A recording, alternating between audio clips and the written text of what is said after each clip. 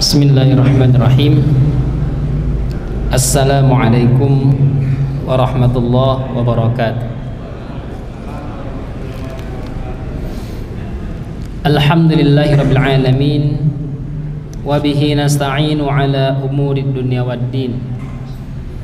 Wassalatu wassalamu ala asyrafil mursalin wa ala alihi wa sahbihi ajma'in, amma ba'd. Raditu billahi rabba bil islami dina wa bi muhammadin nabiyyan wa rasula. Allahumma rabbana zidna ilma warzuqna fahma. Allahumma arinal haqqa haqqan warzuqna ittiba'ah wa arinal batila batilan warzuqna ijtinabah waj'alna mimman yastami'una alqawla fayattabi'una ahsanah wa adkhilna bi rahmatika fi ibadika salihin. Alhamdulillah, Bapak Ibu jamaah salat maghrib yang dirahmati Allah, bersyukur kita pada Allah di malam hari ini Allah mudahkan kita untuk kembali duduk mengikuti dan terus berupaya belajar tentang bagian terpenting dalam kehidupan kita, yaitu mengenai syariah Islamiyah. Dan semoga duduknya kita di sini menjadi bukti kelak bahwa kita bagian dari orang-orang yang bersungguh-sungguh dalam berpegang teguh terhadap agama Islam. Salat dan salam kita hadiahkan kepada baginda Rasul sallallahu alaihi wasallam sebagai suri teladan kita, qudwatun hasanah kita. Mudah-mudahan kita semua yang hadir pada kesempatan ini dirahmati Allah kemudahan untuk terus menyempurnakan perintah-perintah Allah dalam kehidupan kita dan menghidupkan sunnah-sunnah baginda Rasul hingga Allah izinkan kita meninggal dalam keadaan husnul khatimah. Mengawali kajian ini sama-sama kita membaca Al-Basmalah. Bismillahirrahmanirrahim. Bapak Ibu yang dirahmati Allah Subhanahu wa taala. Sedikit saya memberikan prolog bahwa Islam itu diturunkan untuk mengarahkan dan menyempurnakan kehidupan manusia agar menjadi mulia. Sehingga dalam syariahnya Islam mengatur segala aspek kehidupan manusia yang diatur oleh Allah Subhanahu wa taala untuk manusia. Itu bukan hanya sekedar hablum minallah semata, tetapi juga hablum minan nas. Jadi ada hubungan kepada Allah, ada hubungan kepada manusia. Dan semua itu dibahas dalam fikih. Makanya fikih terbagi 4. Ada fikih yang disebut dengan fikih ibadah. Fikih ibadah ini isinya rukun Islam dan hal-hal yang berkaitan dengan rukun Islam. Termasuk diantaranya adalah toharoh, cara bersuci. Dan ini sudah kita bahas kurang lebih dari 2016 sampai 2022 Pak ya, dahsyat ya. Dan kitabnya lebih tebal dari ini Pak. Kita bahas dari A sampai Z selesai. Nah, maka alhamdulillah, walaupun depan saya ini kan para ulama ini kan. Kenapa depan saya para ulama? Biasanya kalau pengajian itu jemaah saya terbagi 3 Pak. Ya. Yang pertama ulama. Nah, ulama itu biasanya kalau dengar kajian ya dengar aja, nggak nyatet Pak. Nah itu biasa Pak. Nah, makanya banyak ulama di sini. Ya Pak ya. Bahkan yang dahsyat itu yang nulis bukan muridnya, yang nulis gurunya. Sibuk nyiapkan slide dari 2 hari Pak, tampilan di sini Pak. Yang sibuk gurunya. Yang kedua ada disebut dengan santri. Santri itu kalau ngaji wajib nyatet. Saya kalau santri saya ngisi kajian nggak nyatet, saya bilang besok ente yang ngisi di sini. Nah, yang ketiga baru Pak. Apa itu baru? Ah, lagi kajian main HP Pak. Bu ya, lagi kajian main HP. Ya. Terlepas itu main HP-nya nyatet atau Allah alam bisawab. Ya.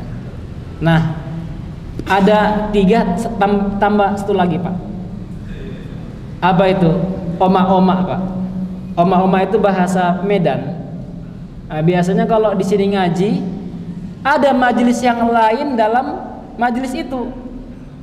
Ngobrol sendiri, Pak. Asik ngobrol sendiri. Jadi saya kembalikan, fikih itu pertama ada ibadah. Dia spesifik mengatur hubungan manusia dengan Allah Subhanahu wa taala. Yang kedua, yang saat ini kita bahas namanya fikih munakahat. Fikih munakahat ini mengatur hubungan individu dengan individu yang lain, individu yang lain dengan individu yang lebih besar. Ya.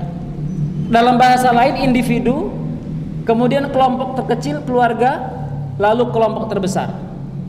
Diatur dalam fikih munakahat. Ya. Dan kitabnya segini, Pak. Ini fikih munakahat nih, Pak. Dan kita ada bahasnya segini nih.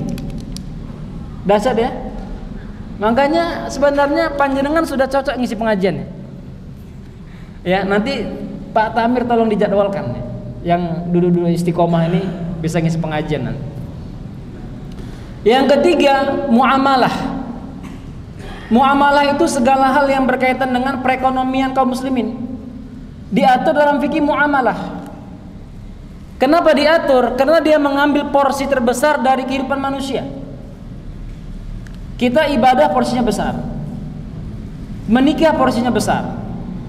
Tapi yang paling besar porsi mencari ekonomi, Pak. Betul nggak?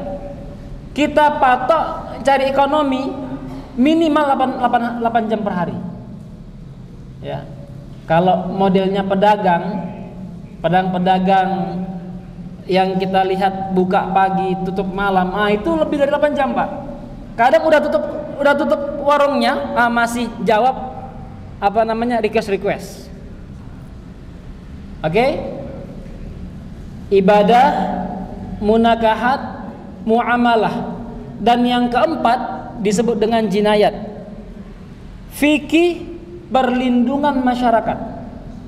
Baik skala kecil maupun skala besar. Perlindungan dari apa? Dari segala bentuk kejahatan, perzinahan, pencurian, penipuan dan lain sebagainya yang mengancam kedamaian masyarakat yang besar. Diatur dalam fikih jinayat. Dan semua itu namanya syariat. Semua itu jika diamalkan, ada orang dagang, dia melakukan perdagangan dengan baik, berpahala di sisi Allah Subhanahu wa taala. Sebagaimana dia berdosa kalau menipu. Ada orang yang menikah dengan baik-baik. Ketika dia menikah dengan baik-baik, maka dia akan mendapatkan pahala sebagaimana dia berdosa kalau dia melakukan pernikahan itu dengan cara yang buruk. Ya, jadi semuanya berpahala. Ketika hukum Islam diterapkan, ada pencuri misalnya, dipotong tangannya, atas keputusan hakim dipotong tangannya. Hakim yang mengetok palu, tangannya dipotong itu, dia sudah menerapkan syariat Allah Subhanahu wa taala, berpahala dia. Pencuri yang dipotong tangannya atas keputusan hakim, dosanya hilang. Dosanya hilang, selesai. Dan mohon maaf Pak, Bapak Ibu, jangan pernah menyepelekan masalah dosa. Dosa sekecil apapun, kaidahnya kalau seandainya kita tahu siapa yang kita maksiati, maka mustahil orang beriman bermaksiat kepada Allah Subhanahu wa taala. Itulah yang kenapa kita bahas pelan-pelan. Walau demikian, walau sekarang pembahasan kita mengenai talak, tetapi tidak menutup kemungkinan kalau ada Bapak Ibu yang mau bertanya dari sisi ibadah, sholat, toharoh, zakat, puasa, haji dan sebagainya, silakan ditanyakan Bapak Ibu, nggak ada masalah. Selama kajian fikih ini kita bebas bertanya, baik berkaitan dengan yang judul kita ataupun di luar judul kita. Harapannya melalui pertanyaan itu banyak unek-unek atau hal-hal yang tersimpan dalam hati kita juga terjawab karena pertanyaan orang lain. Baik Bapak Ibu yang dirahmati Allah Subhanahu wa taala. Kembali pada pembahasan kita. Terakhir kita membahas tentang ada dua macam talak. Namanya talak sunnah dan talak bid'ah. Ya. Ini terakhir yang kita ambil. Apa itu talak sunnah? Talak sunnah adalah talak yang dijatuhkan sesuai dengan anjuran atau aturan syariat, di mana talak ini dilakukan oleh seorang suami terhadap istrinya yang telah digauli berupa satu kali talak saat istri dalam masa suci dan selama masa itu belum digauli. Itulah yang Allah Subhanahu firmankan dalam surah Al-Baqarah 229, at-talaqu marratan fa imsakum bima'rufin aw tasrihum biihsan. Talak itu dua kali. Setelah itu boleh rujuk lagi dengan cara yang ma'ruf atau menceraikan dengan cara yang baik. Maksudnya talak ditetapkan syariat adalah talak satu yang kemudian disusul dengan rujuk. Ya, talak satu rujuk, talak dua rujuk, baru terakhir talak tiga tanpa ada rujuk. Artinya kalau seandainya talak satu ada laki-laki yang mau rujuk, maka dia boleh rujuk walau tanpa ada akad baru. Tetapi kalau ada laki-laki, saya talak kamu satu, sudah 4 bulan nggak kembali, berarti perempuan itu bebas menikah dengan laki-laki siapapun. Tetapi kalau dia menikah dengan suaminya, yang pertama lebih utama. Setelah itu suami yang mentalak diberi pilihan bersatu lagi dengan istrinya dengan cara yang baik atau menceraikannya dengan cara yang sangat baik juga, sebagaimana dia menikahi istrinya dengan cara yang baik.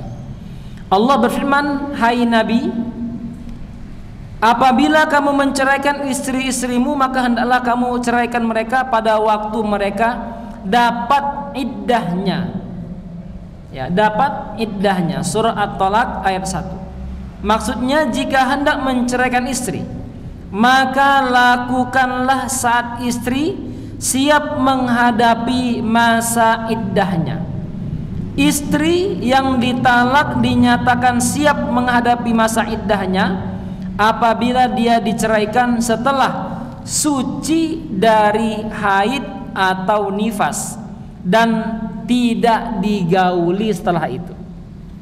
Artinya kalau digaulinya, maka dalam prinsip syariah tidak boleh dia mentalak istrinya sampai dipastikan istrinya tidak hamil.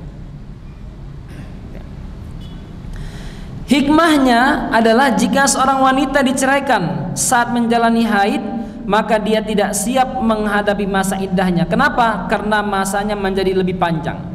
Mengingat sisa masa haid tidak termasuk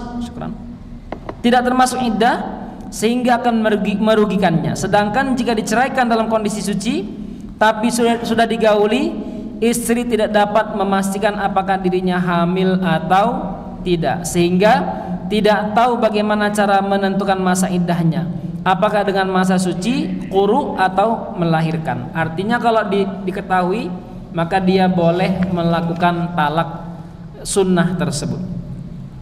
Yang kedua, talak bid'ah. Apa itu talak bid'ah? Adalah talak yang menyimpang dari peraturan syariah. Misalnya suami menjatuhkan talak 3 sekaligus dengan satu kata, saya talak kamu, talak kamu, talak kamu 3 kali dalam satu masa. Atau menjatuhkan talak 3 secara terpisah dalam satu momentum. Saya talak kamu, 1 jam lagi saya talak kamu, 1 jam lagi saya talak kamu 3 kali. dengan mengatakan misalnya engkau cerai, engkau cerai, engkau cerai, atau menceraikan istri di saat sedang mengalami haid atau nifas, atau di masa suci tapi setelah menggaulinya. Seluruh ulama sepakat, ijma ulama, hukum talak bid'ah ini adalah haram dan pelakunya berdosa. Kendati pun demikian, kebanyakan ulama jumhur berpendapat talak tersebut tetap berlaku. Alasannya yang mereka gunakan adalah seperti berikut. Yang pertama, talak bid'ah tetap masuk lingkup ayat-ayat umum yang berkenaan dengan talak. Yang kedua, penjelasan langsung Ibnu Umar radhiyallahu anhu ketika menceraikan istrinya yang sedang haid, dan perintah Rasulullah SAW agar menunjukkan bahwa perbuatan itu telah dianggap satu kali, walaupun sebagian ulama membantah perkataan itu. Karena Rasulullah bilang, kembalilah kepadanya, ya, kembalilah kepadanya dan jangan kamu ulangi. Kemudian Bapak Ibu yang dirahmati Allah, bagaimana hukum mentalak istri yang sedang hamil? Talak berlaku kepada wanita yang sedang hamil kapan saja sesuai yang diinginkan suaminya. Dalilnya adalah hadis yang diriwayatkan Muslim, Abu Dawud, Nasai dan Ibnu Majah bahwa Ibnu Umar menceraikan istrinya di saat haid dengan talak satu. Umar radhiyallahu anhu mengadukan perkara ini kepada Nabi sallallahu alaihi wasallam, maka beliau bersabda, suruhlah dia atau anakmu untuk merujuknya kembali, kemudian baru menceraikannya setelah dia suci atau dalam keadaan hamil. Artinya boleh menceraikan jika terpaksa, ya, menceraikan istri dalam keadaan hamil. Lalu bagaimana hukumnya mentalak istri yang telah menopause, ya, masih kecil dan tidak lagi haid? Nah, inilah yang menjadi titik penting perlu kita pahamkan bersama Bapak Ibu. Ya, kalau laki-laki nggak ada masa menopause, ada laki-laki menopause? Nggak ada. Makanya ada apa namanya, istilah pepatah itu, Pak, peribahasa itu, ya, tua-tua keladi, makin tua makin jadi. Dan kita dapat banyak kasus yang sangat menyedihkan, kakek memperkosa cucunya sampai hamil. Nah, ini penting sekali. Makanya walaupun, mohon maaf ini, walaupun ada laki-laki yang udah tua meninggal istrinya, kemudian dia pengen menikah lagi, tolong hai anak-anak, jangan kalian larang dia nikah. Nggak ada hak kalian melarang ayah kalian menikah lagi itu. Apa haknya anak melarang ayah menikah? Ya, bahkan dicarikan sama untuk ayah itu. Ketika ayah kami yang kemarin datang kemari itu, saya bilang, kalau bapak mau tinggal sama saya, silahkan. Rumah ini kan kami buat kamar khusus untuk bapak, bebas bapak tinggal di sini. Tapi kalau bapak punya istri, tidak sehebat saya mengurus bapak, saya bilang gitu.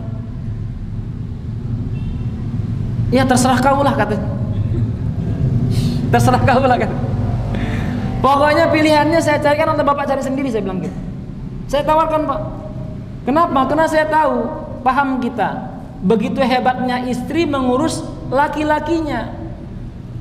Tapi anak, walaupun anaknya 5, 10, belum tentu sehebat istri yang satu mengurus satu laki-laki itu. Nah, sehingga ini perlu dipahami. Kembali pada mentalak istri yang telah menepus.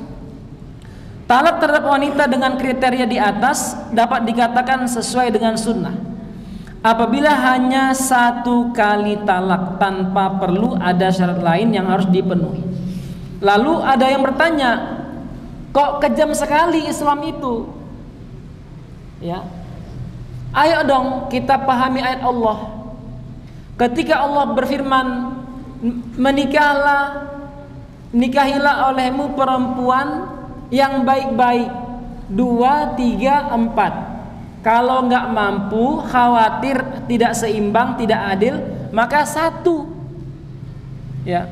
Pertanyaan saya, perempuan-perempuan, ibu-ibu yang perasaan-perasaan itu, emangnya Allah nggak paham perasaannya? Bu, ya Pak ya, emangnya Allah nggak paham perasaan ibu-ibu, nggak paham perasaan perempuan, sampai Allah kejam-kejam gitu ngomongnya sama perempuan? Nggak begitu pemahamannya. Ya, kami pernah membahas ini. Kenapa kita begitu jauh perbedaan kita dengan teman-teman Afrika? Afrika itu laki-laki nikah 1 perempuan, nggak diajak duduk musyawarah. Yang rapat musyawarah itu rata-rata istrinya 2, 3, 4. Yang si istrinya 1 tukang menyiapkan minuman dan snack. Nah, makanya kalau kita pergi ke Afrika, itu kerjaan kita nanti, menyiapkan minuman dan snack. Yang duduk musyawarah orang-orang hebat yang bisa menata hatinya dengan 4 istri, 3 istri, 2 istri. Ya. Ini yang ngomong depan bapak ini, ya, ngomong tok aja juga memang. Bisa aja ngomong tok, gak bisa ngamalkan. Baik. Nah, maka ini perlu diantisipasi Bapak Ibu yang dirahmati Allah Subhanahu wa taala. Walau mentalak istri yang menopause itu bukan solusi juga. Bukan solusi. Ya, ini hanya bagi pembahasan bahwa boleh mentalak istri yang telah menopause. Nah, kemudian pembahasan selanjutnya setelah ini kita akan buka tanya jawab Bapak Ibu. Jumlah talak. Seorang suami yang telah menggauli istrinya memiliki hak 3 kali talak. Seluruh ulama sepakat bahwa suami haram menjatuhkan 3 talak kepada istrinya dengan 1 kata atau dengan beberapa kata yang diucapkan secara berurutan dalam 1 kali masa suci. Mereka beralasan dengan dijatuhkannya 3 talak sekaligus, maka tertutuplah kesempatan memperbaiki keadaan ketika terjadi penyesalan. Selain bertentangan dengan syariat yang menetapkan talak berbilang 3 untuk memberi kesempatan memperbaiki keadaan ketika menyesal. Terlebih lagi, dengan menjatuhkan talak 3, suami telah membahayakan istri. Kenapa? Karena talak tersebut seakan-akan telah menghapuskan kelayakan istri untuk berubah menjadi lebih baik. Sehingga harus hati-hati. Nasai meriwayatkan dari Mahmud bin Labid bahwa Rasulullah SAW mendengar cerita tentang orang yang menceraikan istrinya dengan 3 talak sekaligus. Rasulullah SAW berdiri seraya marah dan berkata, "Apakah kitab Allah dipermainkan? Sedangkan aku masih berada di tengah-tengah kalian." Beliau begitu marah sehingga ada seorang sahabat yang berkata, "Wahai Rasulullah, apakah aku boleh membunuhnya?" Ya, semakin panasnya keadaan tersebut.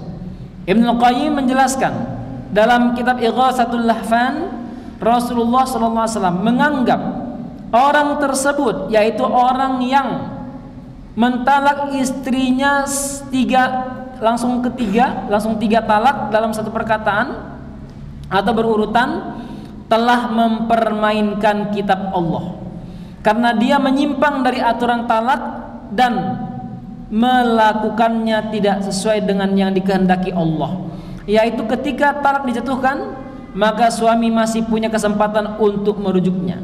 Tapi dalam kasus ini dia menceraikan istrinya dengan menghilangkan kesempatan untuk merujuknya. Selain itu, menjatuhkan talak 3 sekaligus bertentangan dengan firman Allah, talak adalah 2 kali. Kata 2 kali atau al-marratan dalam ayat ini menurut istilah bahasa Al-Quran dan Sunnah, bahasa Arab bahkan bahasa bangsa manapun mengandung arti sekali lalu ada jedah yang begitu begitu panjang lalu dijatuhkan lagi. Dengan demikian, jika 2 kali atau lebih digabungkan sekaligus, maka telah menyimpang dari ketetapan Allah dan petunjuk kitabnya. Maka apalagi jika kata yang ditetapkan syariat mengandung hukum tertentu dipelintirkan dan orang tersebut menghendaki hukum yang berbeda darinya. Bapak Ibu yang dirahmati Allah SWT, itu dulu sebagai materinya. Kita 2 pekan lalu itu banyak beberapa jamaah yang mau bertanya, tapi karena keterbatasan waktu kita berikan kesempatan hari ini untuk bertanya. Jika ada hal yang mau disampaikan, Bapak Ibu silakan bertanya.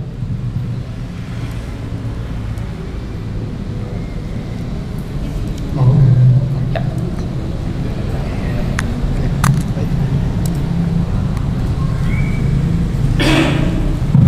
Assalamualaikum warahmatullahi wabarakatuh. Waalaikumsalam.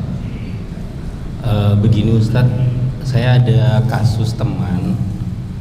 Saat sebelum menikah, sang perempuan itu meminta mahar dengan nominal 20 juta. Namun karena sang lelaki tidak mempunyai uang sebanyak 20 juta, laki-laki hanya mengatakan saya punya 3 juta. Dan dengan harapan kita akad dulu, nanti setelah berjalan pernikahan 17 jutanya saya cicil, istilahnya seperti itu. Akhirnya saat akad mahar diucapkan dengan angka 3 juta. Nah, di perjalanan 17 juta belum dibayar, ternyata mereka mempunyai masalah dan akhirnya berpisah. Pertanyaannya, bagaimana dengan sisa 17 juta tersebut? Apakah sesuai dengan saat ijab kabul ataukah sesuai dengan kesepakatan di awal? Demikian. Assalamualaikum warahmatullahi wabarakatuh.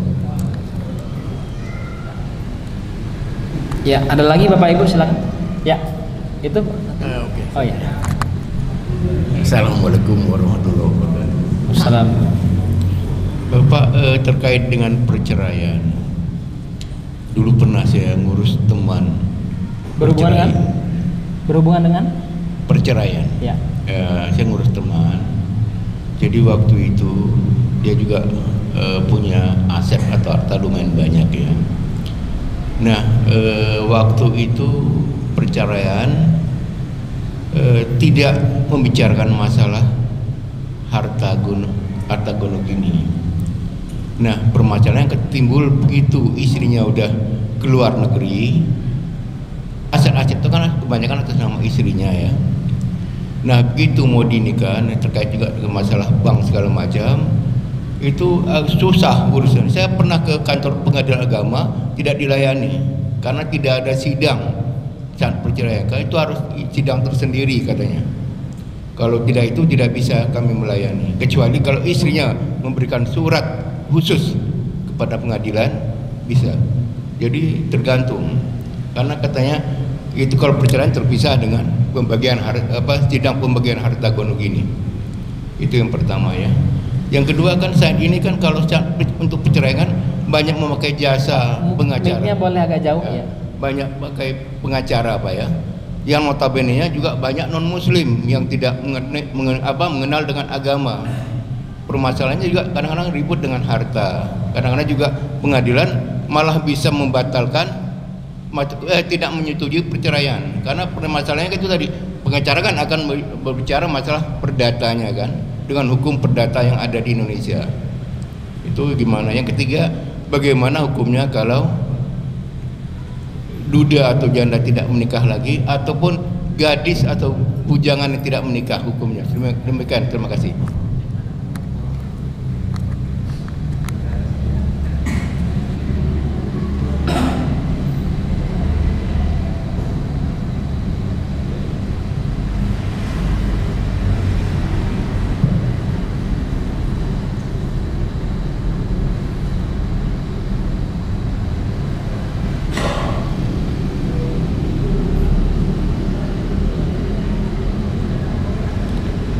Baik, ada lagi Bapak Ibu silakan. Oh ya, baik. Yang pertama, kalau ada satu pasang yang akan nikah, lalu si perempuan minta mahar 20 juta sebelum pernikahan, si laki-laki punya 3. Di akad disebutkan 3. Disinilah kesalahannya. Oke? Karena yang bisa dituntut adalah yang resmi, yang tidak resmi nggak bisa. Artinya kalau sudah terjadi pernikahan itu, kemudian disebutkan mahar 3 juta, maka tidak boleh lagi ada gugatan di sana. Kenapa? Yang tertulis di surat resmi 3 juta. Sehingga kalau kita mau berbicara realnya, ya, bukan quick ya, realnya, maka kita bicara real yang tertulis dalam surat resmi itu. Si perempuan gak lagi boleh menuntut. Kenapa dia mau dibilang 3 juta? Itu. Dan si laki-laki tidak punya kewajiban untuk membayarkan sisanya. Tetapi kalau dari awal dikatakan mahar 20 juta dengan ketentuan 3 juta dibayarkan di depan, sisanya utang, maka deal utangnya wajib dia bayar. 17 juta sisa dari tersebut. Nah, ini penting ketelitian dalam hal ini. Dan yang namanya akad dalam pernikahan Islam sangat sakral. Ya, sangat sakral, mahar sangat sakral. Sehingga sebagian para ulama tentang mahar ini, kalau tidak ada mahar, diada-adakan sampai ada, walau dengan cincin besi. Saking pentingnya. Bahkan walau dengan sendal sekalipun, penting ada mahar yang disampaikan. Ini yang pertama. Yang kedua, memang masalah harta gonogini ini kalau sudah bercerai tidak masuk pembahasannya di persidangan pernikahan. Dia beda, dia nggak bisa satu paket. Sudah cerai dulu, baru setelah itu pengajuan gugatan harta gonogini. Nah, gugatan harta gonogini ini bisa didatangkan sesaat setelah perceraian itu, atau sudah tergambar ini akan pasti jatuh, keputusannya.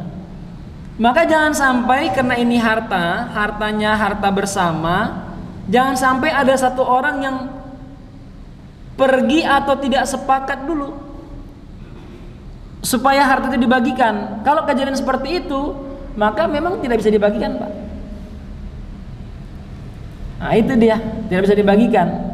Tetapi kalau kita bicara real, ya, kalau kita bicara realnya, dari awal pembahasan pernikahan ini saya sampaikan, baiknya suami punya rekening sendiri, istri punya rekening sendiri. Ya, cintanya oke lah, cintanya cukup satu rekening di rumah, ya. Tetapi harta harus dipisah. Kenapa? Kita nggak tahu isi hati suami dan kita tidak tahu isi hati istri. Dan kisah masalah ini banyak sekali, Pak, nggak terhitung, kisah banyak sekali. Ya, ada orang yang menikah sampai 10 tahun, dia kira suaminya masih baik, dia kira istrinya masih baik. Ternyata apa?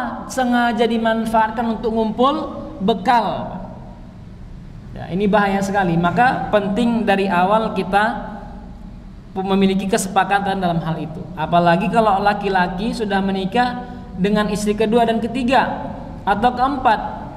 Menikah dia, istri pertama, suka tidak suka, senang ataupun benci, harta suaminya, ya, harus dibagi untuk 4 istri. Ya, harus dibagi untuk 4 istri. Ini yang pertama. Yang kedua, yang ketiga, tentang kaum muslimin yang mengambil pengacara non muslim. Kalau kita ambil hukumnya hukum negara, mau tidak mau memang ikut, Pak, kata KUA. Ya. Inilah yang menjadi pembahasan agak pelik. Kenapa? Misalnya ini, ada laki-laki menceraikan istri, saya ceraikan kamu. Kemudian dia mengajukan surat ke KUA, masuk persidangan. Persidangannya Pak, itu setahun lebih Pak. Ya. Dan cerai itu masa iddahnya 3 bulan Pak, salah satu kuru 3 bulan atau 3 kali suci Pak. Setahun 4 kali setahun 12 kali suci Pak. Inilah menjadi pembahasan di beberapa karya ilmiah anak bangsa tentang hukum pernikahan mereka setelah ini. Kenapa? Karena masih nunggu sidang Pak. Nah, kalau nunggu sidang, ya betul, sampai setahun 2 tahun belum putus Pak. Artinya mereka masih statusnya suami istri. Tetapi kalau kita merujuk pada hukum Islam, maka mereka telah sah bercerai sesaat suami mengatakan saya ceraikan kamu, gitu ya. Maka walaupun persidangan mengatakan kalian nggak jadi cerai, masuk hukum Islamnya sudah cerai ya Pak, sudah cerai. Nah, kemudian kalau kemarin pernah saya sampaikan kasus Pak, ya ada teman-teman kita itu yang maksa menikahi perempuan yang ditalak, gantung talaknya. Kenapa? Belum keluar surat persidangan, akta perceraian belum keluar. Ya, ini yang menjadi problematika. Ada laki-laki yang berani menikahi perempuan yang tidak dinafkahi oleh suaminya lebih 6 bulan. Lalu dia menyimpulkan bahwa dia sudah ditalak Pak. Selama belum keluar akta perceraian, maka jangan coba-coba menikahi perempuan seperti itu Pak. Jangan coba-coba. Kenapa? Karena belum keluar aktanya. Terkecuali yang seperti ini tadi, kalian nggak boleh perceraiannya batal misalnya. Kenapa tidak disepakati oleh hakim? Karena ada beberapa pertimbangan. Maka legalitasnya, buku nikahnya masih legal. Artinya pernikahan mereka masih bisa segera rujuk, dan laki-laki yang lain jangan coba-coba mendekati perempuan itu. Kenapa? Statusnya dalam kenegaraan masih status istri orang lain. Kalau ada orang yang berani dengan mengatakan syariat Islam, dia akan dituntut nanti dengan cara negara. Nah, ini yang nggak boleh dilangkahin Bapak Ibu. Ya. Dan permasalahan kita juga adalah ketika orang Islam tidak paham hukum Islam, lalu dia angkat pengacara non Muslim yang tidak tahu hukum Islam. Ini juga masalah. Kita dengar aja dulu Bapak Ibu.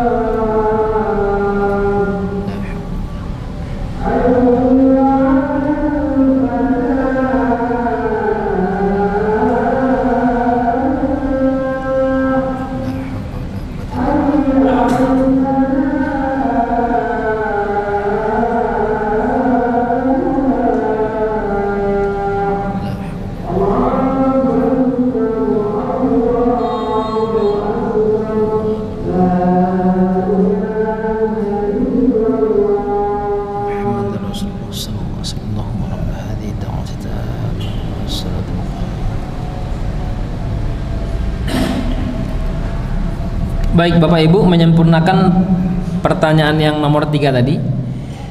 Jadi selama kita mengikuti kedua-duanya, yang pertama kita tetap mengikuti hukum Islam, artinya perceraiannya telah sah secara hukum Islam. Secara hukum negara kita, maka bersabarlah menunggu keputusan dari pengadilan. Kalau si laki-laki sudah berniat sekali menceraikannya, ya, kemudian udah nggak mau lagi rujuk, walaupun si laki-laki persidangan sudah memutuskan tidak dicerai, tidak sah cerainya, maka si laki-laki harus menempuh jalan yang yang semestinya yang terbaik agar dia tidak lagi bersama istrinya.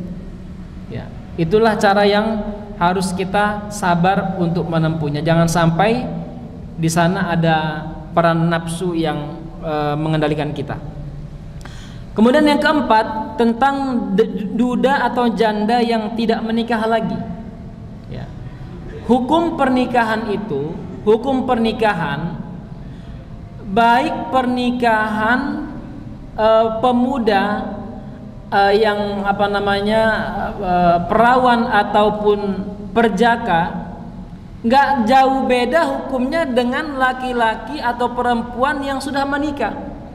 Baik dia janda ataupun duda, baik laki-laki yang beristri 1, 2 atau 3, hukumnya sama.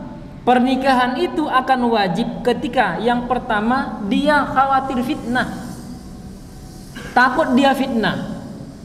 Kalau dia takut fitnah, takut terjerumus ke dalam kemaksiatan dan potensinya sangat besar, maka dia harus segera menikah. Tapi kalau dia tidak khawatir, saya fine-fine saja, happy-happy saja, nggak ada masalah, maka dia masuk pada hukum mubah, dia boleh menikah kapanpun dia mau. Tetapi kalau ada potensi bermaksiat, khawatir bermaksiat, tapi dia masih bisa mengendalikan dirinya, masuk hukumnya sunnah.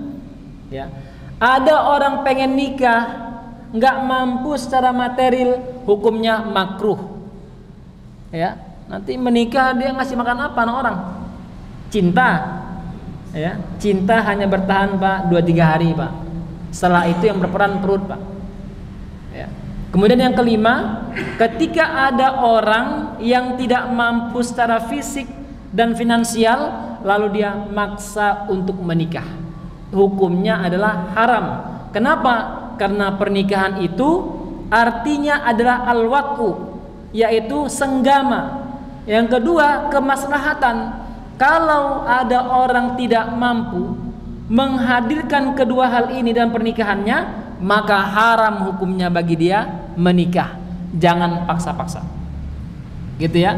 Baik dia perjaka, perawan, duda ataupun janda, hukumnya sama, gitu ya Pak ya. Yang lain silakan Pak, terakhir. Oh, silakan dulu.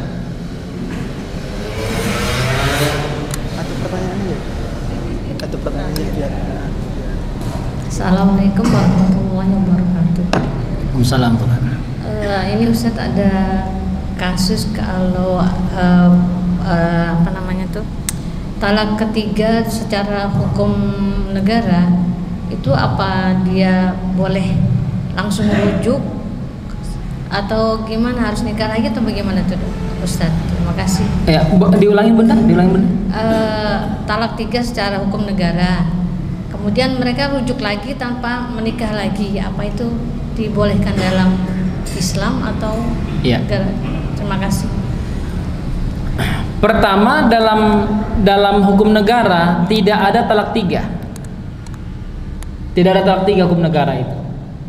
Yang ada adalah negara hanya memfasilitasi perceraian ini selesai, disahkan atau tidak. Sedangkan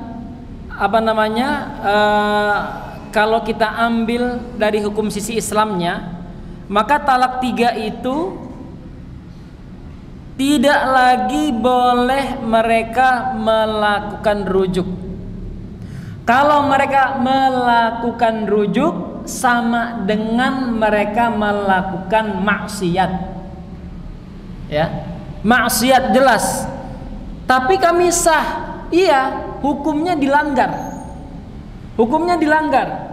Maka selama pernikahan itu berlangsung, teruslah mengalirlah dosa-dosa tersebut. Ya. Kami happy, iya happy, tapi Anda melanggar hukum. Khawatirnya su'ul khotimah. Ya, anak-anaknya nggak jadi anak-anak yang baik, menjadi anak-anak yang pembangkang. Kenapa? Karena orang tuanya mencontohkan perilaku pembangkangan terhadap syariat Islam. Maka hal ini perlu untuk diperhatikan. Jangan sampai kita sudah paham ini lalu kita langgar batasan itu. Itulah yang Allah katakan dalam Surah Al-Baqarah ayat 231. Allah katakan tilka hududullah. Itulah hukum-hukum Allah. Wa may yata'adda hududallahi faqad zalama nafsah. Barang siapa yang melanggar batasan Allah, sungguh dia telah menzalimi dirinya sendiri. Sehingga hal ini tidak boleh dilakukan. Begitu ya Bunda ya? Baik. Itu dulu Bapak Ibu untuk kajian pada malam hari ini. Sebelum saya tutup, ini kita malam Kamis, kurang lebih tanggal 11 Sya'ban. Besok tanggal 12 Sya'ban, hari Kamis. Lalu Jumat 13, Sabtu 14, Ahad 15, Senin tanggal 16, Pak. Ini ada kesempatan amal, Pak. Ya, Kamis, Senin, puasa Senin Kamis, Jumat, Sabtu, Ahad, nisfu Sya'ban. Dan kita tahu baginda Rasulullah SAW sangat banyak berpuasa di bulan Sya'ban, puasa sunnah, melebihi di bulan-bulan lainnya. Mari kita manfaatkan kesempatan berharga ini untuk terus meningkatkan ketakwaan kita kepada Allah Subhanahu wa taala. Semoga apa yang kita laksanakan diridai Allah dan diterima Allah Subhanahu wa taala.